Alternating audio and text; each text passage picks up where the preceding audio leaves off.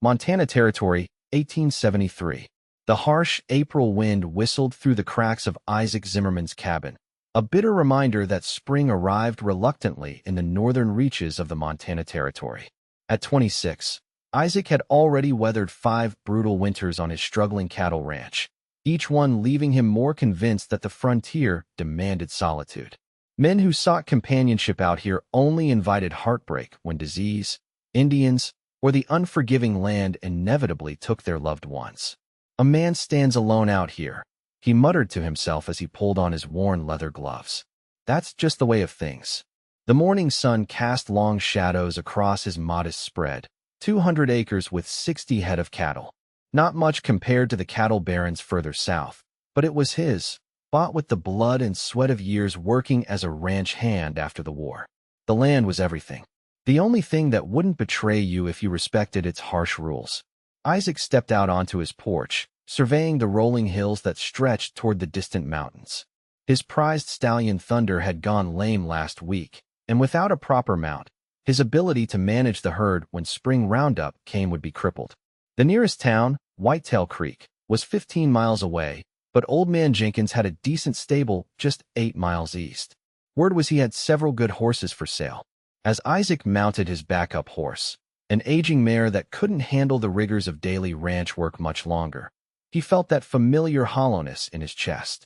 5 years ago today, he'd buried his younger brother after a Blackfoot raid on their first homestead. The anniversary always left him raw, reinforcing his conviction that attachment only led to loss. "Come on, Penny," he said, patting the mare's neck. "Let's get this done." The ride to Jenkins' place gave Isaac too much time with his thoughts. At 26, most men he knew had wives and children, building something that would outlast them. But Isaac had seen too many graves dug on the frontier, too many women left widowed, too many children orphaned. The West took more than it gave. Better to face it alone than watch someone you love suffer. Jenkins' property came into view, a sprawling ranch with a massive red barn dominating the landscape. Unlike Isaac's utilitarian operation, Jenkins had built something resembling civilization, with painted fences and actual glass windows in his 2-story farmhouse. Isaac dismounted in front of the barn, securing Penny to a hitching post. The massive doors stood partially open, and he expected to find Jenkins inside, tending to his stock. Instead, as he stepped from the bright sunshine into the dimness of the barn, an unfamiliar sound reached his ears, soft, muffled sobbing. He froze, eyes adjusting to the shadows. In the far corner, seated on a hay bale with her face buried in her hands, was a young woman. Her shoulders shook with each quiet sob, her dark blue calico dress smudged with dirt at the hem. Long chestnut hair fell in waves around her face, partially concealing her from view. The proper thing would be to retreat, to find Jenkins and pretend he'd seen nothing. A woman's tears were her own business. But something kept him rooted to the spot, perhaps the absolute desolation in the sound of her crying. "Excuse me, miss," Isaac said awkwardly, clearing his throat. "I don't mean to intrude." The woman's head snapped up, revealing a face both beautiful and devastated. She couldn't have been more than 21 or 22, with striking blue eyes now reddened from crying. Her complexion, though tear-streaked, showed the healthy glow of someone who worked outdoors. She quickly wiped at her cheeks, embarrassment replacing sorrow. "I'm sorry," she said, her voice steadier than he expected. "I thought everyone was out with the cattle. I didn't realize anyone would come in." Isaac removed his hat, a gesture of respect his mother had drilled into him long ago. "No need to apologize. I'm looking for Mr. Jenkins. I heard he has horses for sale." The woman nodded, composing herself with visible effort. "My father is out checking fence lines. He should return by noon." "Your father?" Isaac hadn't known Jenkins had a daughter. "Yes, I'm Willa Morgan." She stood, smoothing her dress. "My father is Robert Jenkins. I kept my late husband's name. A widow then." Something in Isaac's chest tightened at the revelation. So young to have already experienced that particular frontier tragedy. "Isaac Zimmerman," he replied. "I have land northeast of here. I need a strong horse for the spring roundup." An uncomfortable silence fell between them. Isaac shifted his weight, unsure whether to leave or stay. Propriety dictated he should excuse himself, but abandoning a clearly distressed woman felt wrong. "Would you like some coffee while you wait?" Willa asked suddenly, as if grateful for the distraction of hospitality. It's the least I can offer after you found me in such a state. That would be kind, thank you. As they walked toward the house, Isaac couldn't help noticing how she carried herself, straight back despite her earlier breakdown, with a quiet dignity that spoke of someone who had weathered storms. Inside the Jenkins home, Willa moved with efficient grace, stoking the fire in the large cast-iron stove and setting a coffee pot to boil. The kitchen was warm and surprisingly well-appointed, with curtains on the windows and a polished table surrounded by matching chairs, luxuries most frontier homes lacked. "I apologize again for the scene in the barn," she said, her back to him as she reached for cups. "Today is difficult." "No need to explain," Isaac replied, feeling increasingly uncomfortable. He wasn't accustomed to conversation with anyone, let alone a beautiful widow in distress. She turned, studying him with those striking blue eyes. "You're not much for talking, are you, Mr. Zimmerman?" The directness caught him off guard. "Not particularly. The cattle don't mind." A ghost of a smile touched her lips. Honest, at least. She poured the coffee and placed a cup before him. "My husband Michael was the same way," said more with a look than most men say in a day. Isaac nodded, unsure how to respond to the mention of her dead husband. "How long have you been at your father's place?" 6 months. She sat across from him, cradling her cup. "Michael and I had a small homestead near Bozeman. After he died last fall, I tried to keep it going, but..." She stopped, swallowing hard. "Today would have been our 3rd wedding anniversary." The pieces clicked into place. Her tears in the barn, the significance of the day. Isaac felt a strange kinship with her grief. "I understand difficult anniversaries. My brother died 5 years ago today." Willa's eyes widened slightly. "I'm sorry." The words were simple, but held genuine compassion. "As am I for your loss," he replied, surprised at his own openness. Something about her steady gaze made honesty feel natural. Before they could continue, the sound of approaching horses drew their attention. Through the window, Isaac saw Jenkins riding in with 2 ranch hands. "That's my father," Willa said, rising. "He'll be pleased to have a customer. He's been trying to sell some of his stock before summer." As they stepped outside to greet Jenkins, Isaac found himself stealing glances at Willa. The frontier had taught him that connection meant inevitable pain, yet something about her quiet strength challenged that belief. She had lost a husband, but hadn't surrendered to bitterness. She stood in the sunshine now, composed and resilient, a stark contrast to the broken woman he'd found in the barn. Jenkins, a barrel-chested man with a graying beard, dismounted with the agility of someone half his age. "Zimmerman, good to see you." He extended a weathered hand. "Heard you might be in the market for a horse." "My best stallion went lame.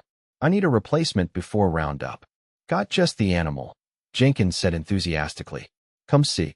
As they walked toward the corral, Willa fell into step beside Isaac. "Father will try to sell you the black gelding. He's beautiful but stubborn. The chestnut mare is a better choice, steadier in rough terrain." Isaac glanced at her, surprised by the unsolicited advice. "You know horses?" "My husband was a horse trainer before we homesteaded. I learned from him." A shadow crossed her face, but she continued. "The chestnut may not look as impressive, but she'll serve you better when it matters." In the corral, Jenkins proudly presented the black gelding, exactly as Willa had predicted. The horse was magnificent, glossy coat, powerful hindquarters, and standing 16 hands tall. But as Isaac observed its movements, he noticed the slight resistance to commands, the tossing of its head. "He's a fine animal," Isaac said diplomatically.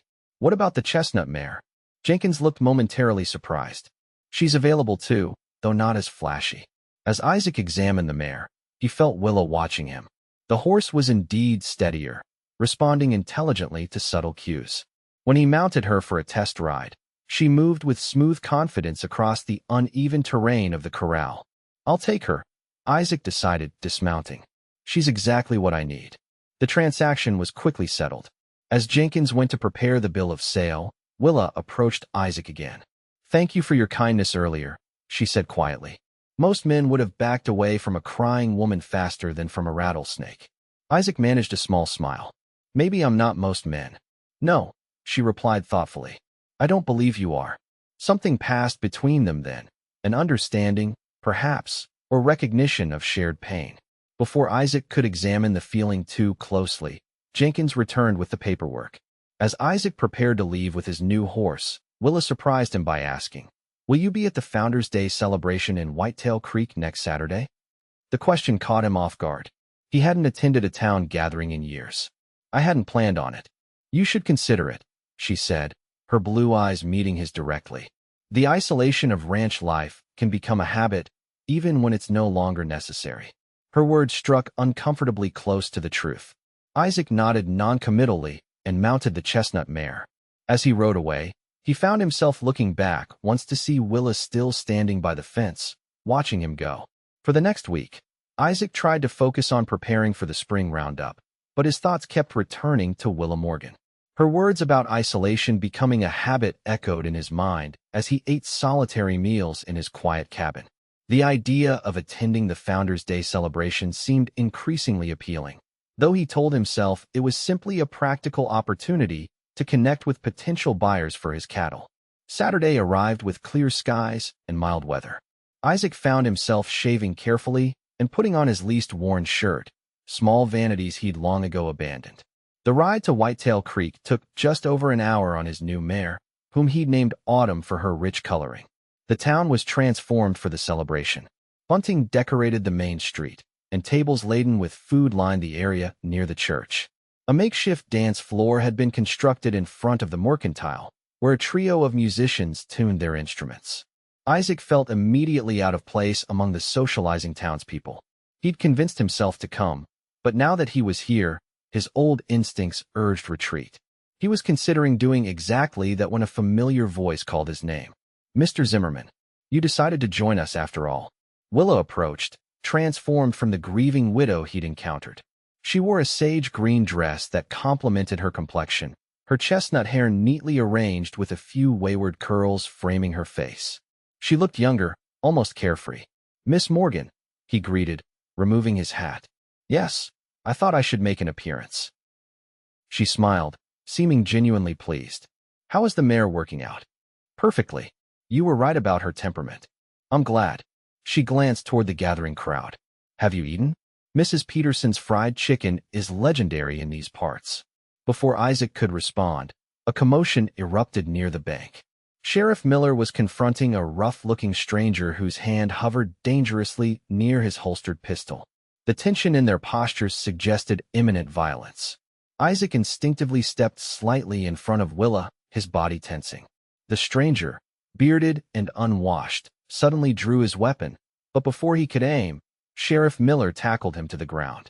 Several townsmen rushed to assist, disarming the man and restraining him. "That's Ed Rollins," Willa explained, her voice low. "He threatened to kill the banker last month for foreclosing on his land." The incident disrupted the festivities only briefly. Within minutes, Rollins was secured in the jail, and the celebration resumed. But the moment had revealed something to Isaac, his immediate impulse to protect Willa, a woman he barely knew. As the afternoon progressed, Isaac found himself drawn into the community gathering despite his reservations. Willa introduced him to people he'd only seen in passing during his infrequent trips to town. They shared a meal at one of the communal tables, and Isaac discovered that conversation came easier with Willa beside him, bridging his reticence with her natural warmth. When the musicians began to play, couples moved onto the dance floor. Isaac hadn't danced since before the war, but when Willa looked at him expectantly, he found himself extending his hand. "I should warn you," he said as they joined the other dancers. "I'm likely to step on your toes." She smiled up at him. "I'll risk it." His hand at her waist felt both foreign and right. As they moved to the waltz, Isaac gradually remembered the steps his mother had taught him long ago. Willa moved gracefully, following his lead even when he faltered. "You're doing fine," she encouraged when he apologized for a misstep. In that moment, with the music flowing around them and Willa's hand in his, Isaac felt something long dormant stir within him. The isolation he'd embraced as necessary protection suddenly seemed more like a prison of his own making. As twilight fell, lanterns were lit around the square, casting a golden glow over the continuing celebration. Isaac and Willa walked to the edge of the gathering, where the sounds of music and laughter were slightly muted. "Thank you for the dance," Willa said, looking up at the emerging stars. "And for coming today." "Thank you for suggesting it," Isaac replied honestly. "I'd forgotten what it's like to be part of something." She turned to face him, her expression thoughtful. "May I ask you something personal, Mr. Zimmerman?" "Isaac," he corrected. "And yes, you may. Why do you live so alone? Is it by choice or circumstance?" The directness of her question might have offended him from anyone else, but from Willa, it felt like genuine concern. "Both, I suppose," he answered after a moment. "After my brother died, I decided attachment was a liability on the frontier. Every connection is just another way to get hurt when things go wrong." The words sounded hollow as he spoke them, a philosophy that had guided him for years now exposed as the fear it truly was. Willa nodded slowly. "I understand that thinking. When Michael died, I wanted to wall myself off from any possibility of future pain. But then I realized something." She paused, her eyes reflecting the lantern light.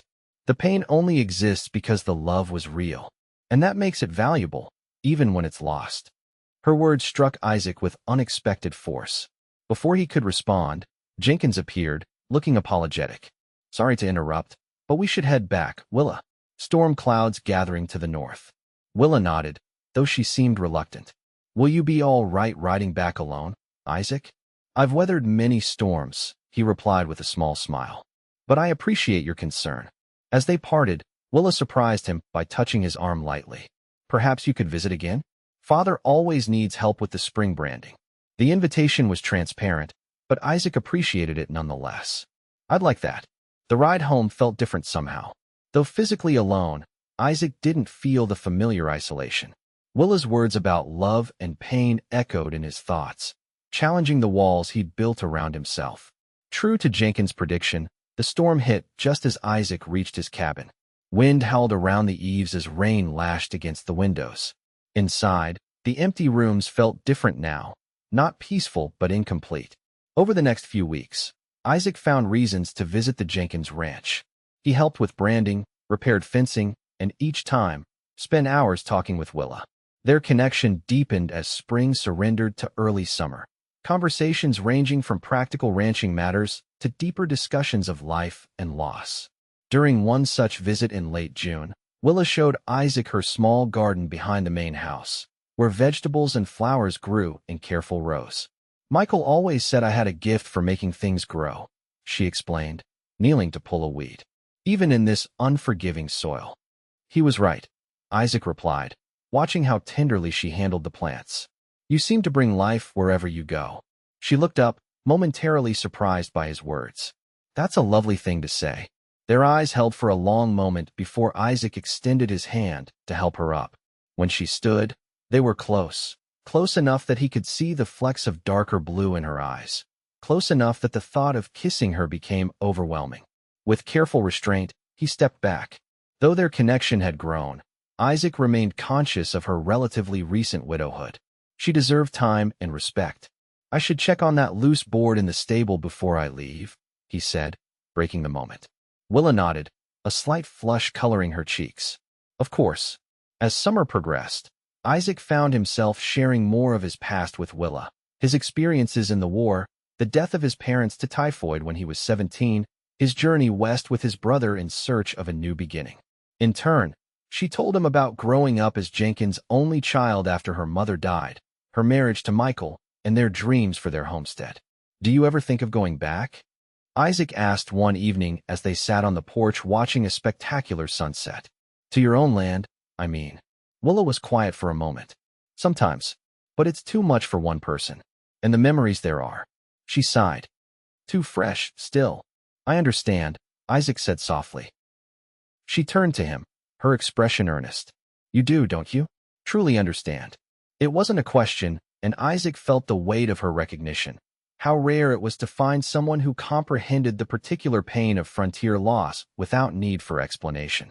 In mid-July, disaster struck. Isaac was repairing his roof when a neighbor rode in with urgent news. A wildfire was spreading rapidly from the south, driven by strong winds directly toward Isaac's ranch. Within hours, the horizon was dark with smoke. Isaac worked frantically to move his cattle to safety, driving them toward the creek to the north where they might find protection from the flames. As he worked, he spotted riders approaching. Jenkins, two of his hands, and Willa. "We came to help," Jenkins called as they reached him. "Fire's moving fast. You'll lose the cabin, but we can save most of your herd if we act now. The next hours passed in a desperate struggle against time and flame. The men created fire breaks while Willa helped Isaac gather the remaining cattle. The fire roared closer, the heat intensifying as darkness fell, turning night into an hellish orange glow. By dawn, exhaustion had settled into their bones, but their efforts had succeeded. Most of the herd was safe. Isaac's cabin and barn, however, were reduced to smoldering ruins. Everything he'd built over 5 years was gone. As they surveyed the devastation in the gray morning light, Willa stood beside Isaac, her hand finding his. "I'm so sorry, Isaac." He looked at the blackened remains of his home, feeling strangely hollow. All his possessions, his shelter, the physical manifestation of his independence, gone. Yet the catastrophe had revealed something important. In his moment of greatest need, he wasn't alone. "I can rebuild," he said finally. "The land is still here. The cattle survived." Jenkins approached, removing his hat. "You'll stay with us until you can get back on your feet." No arguments. Isaac wanted to refuse, to maintain his self-sufficiency, but the reality of his situation was undeniable. "Thank you. I won't forget this." The following weeks brought a new rhythm to Isaac's life. During the days, he salvaged what he could from his property and began planning reconstruction.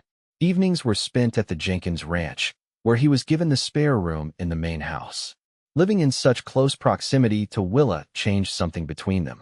Their conversations often extended late into the night, seated on the porch under star-filled skies. Isaac found himself sharing thoughts and feelings he'd never voiced to another soul, and Willa responded with her own vulnerabilities. One evening in early August, as they sat side by side on the porch swing, Willa spoke of her fears. "Sometimes I think Michael was the brave one in our marriage. He believed so completely in our future. I was always afraid of what could go wrong." "And now?" Isaac asked. "Now I know things can go wrong. Will go wrong. But that's not reason enough to stop living." She turned to face him. "What are you afraid of, Isaac?" The question penetrated his defenses. "Losing again," he admitted. "Every time I've cared about someone, they've been taken away. My parents. My brother.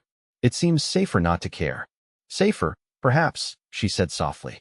"But is it living?" Her words hung in the night air between them, a challenge Isaac couldn't ignore.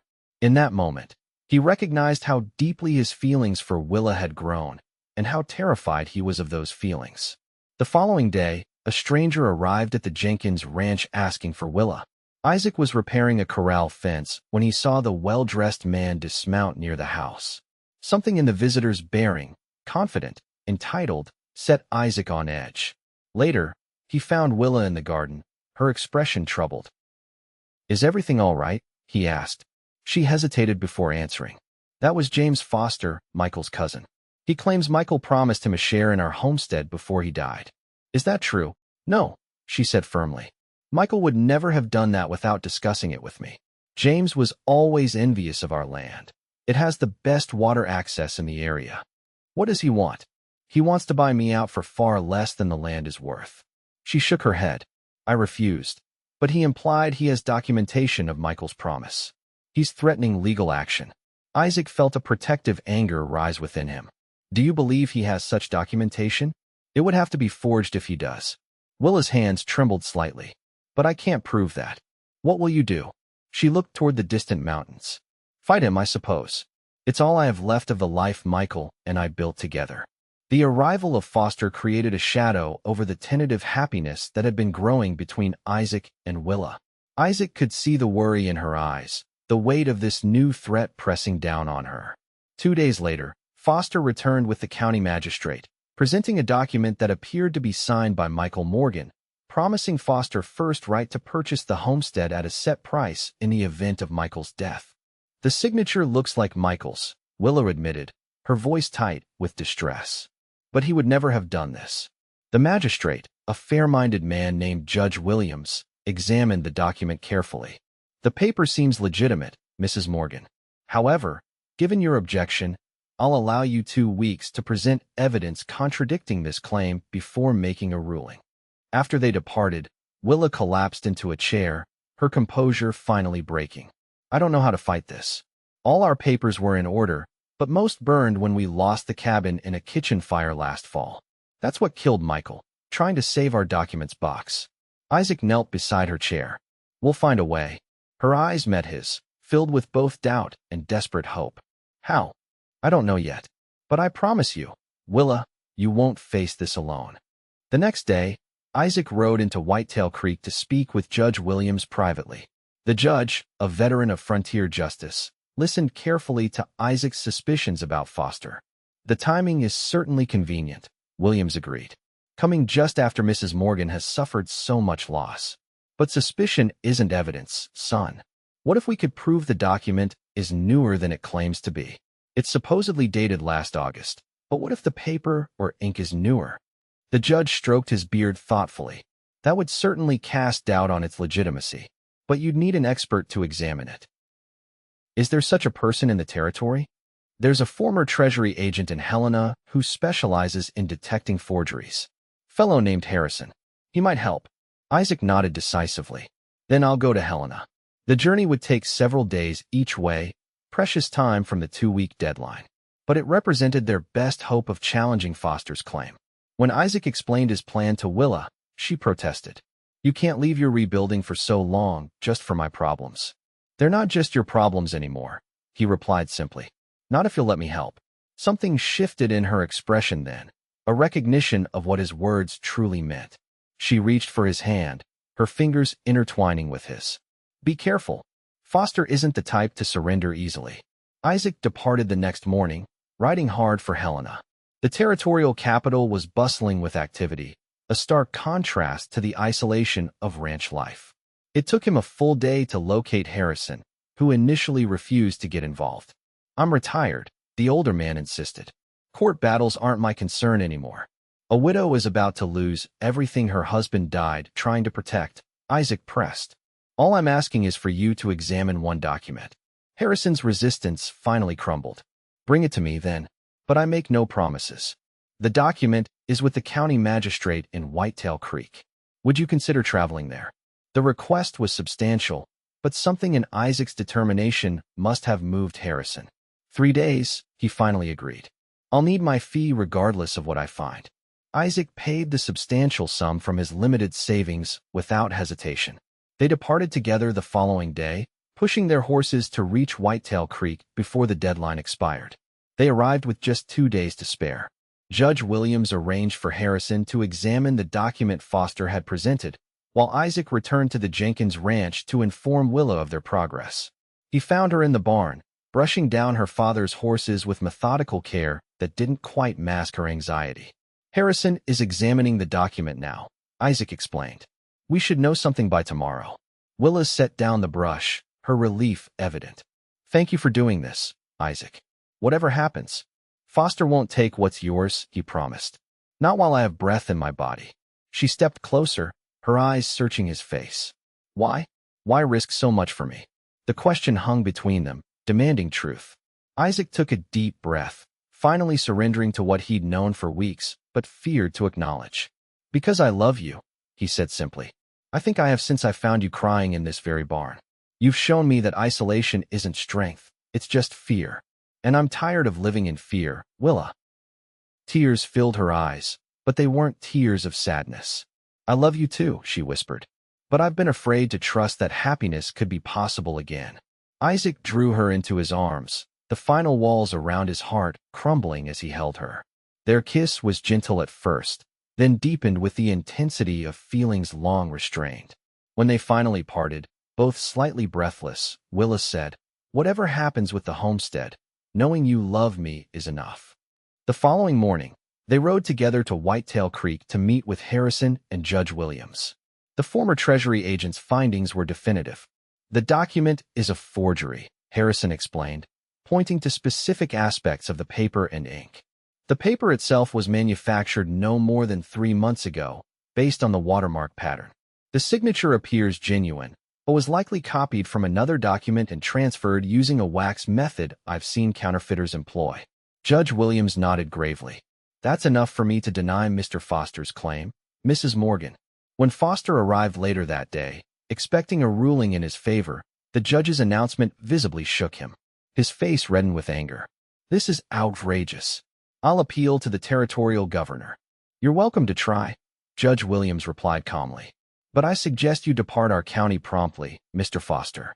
Forgery is a serious crime, and I'm inclined to have the sheriff investigate this matter further. Foster's gaze darted between the judge and Isaac, who stood protectively beside Willa. With a final venomous glare, he stormed out. He may still cause trouble, the judge warned. Men like that don't surrender easily. We'll be ready, Isaac assured him. As they rode back to the Jenkins ranch, a weight had lifted from Willa's shoulders, but a question remained between them. What happens now? She asked as they stopped by the creek to water their horses. Isaac dismounted, helping Willa down from her saddle. That depends on what you want, Willa. She took his hands in hers. I want a future with you, but I also need to reclaim my homestead. It's part of who I am, part of what Michael and I built together. Then we'll rebuild it together, Isaac said without hesitation. My land will recover eventually, but until then, we can make your homestead our home. He paused, gathering his courage. If you'll marry me. Willa's eyes widened. Isaac, are you certain? After everything you've lost, everything you've believed about attachment being dangerous, I've never been more certain of anything. He interrupted gently. Yes, love means risking loss. But a life without love isn't really living at all. You taught me that, Willa. Tears of joy filled her eyes as she nodded. Yes, she whispered. Yes, I'll marry you. Their engagement announcement came as little surprise to Jenkins, who had observed their growing connection with quiet approval. The wedding was set for early September, a simple ceremony in the Whitetail Creek Church with the entire community in attendance. 2 days before the wedding, disaster struck again. Foster returned with 3 hired guns, catching Isaac alone as he worked on rebuilding his cabin. You cost me valuable property, Foster snarled, his gun trained on Isaac. Now you'll pay for interfering. Before Foster could pull the trigger, a shot rang out. One of Foster's men fell from his horse, clutching his shoulder. From the ridge above, Jenkins and his ranch hands had appeared, rifles ready. Drop your weapons, Jenkins commanded. Unless you want to die here today. The standoff ended quickly as Sheriff Miller arrived, having been alerted by one of Jenkins' men. Foster and his remaining hired guns were arrested, their threats finally neutralized. The wedding proceeded as planned, the church filled with the community that had become their extended family. Willa was radiant in a cream-colored dress sewn by the ladies of Whitetail Creek, her chestnut hair adorned with wildflowers. Isaac, clean-shaven and dressed in a new suit, waited at the altar with a mix of nervousness and profound joy. As Willa walked toward him on her father's arm, Isaac felt the last of his old beliefs fall away. The frontier was harsh, yes, but it was also a place where love could flourish against all odds, where communities united to protect their own, where second chances were possible. Dearly beloved, the minister began, his voice carrying through the sunlit church. We are gathered here to join this man and this woman in holy matrimony.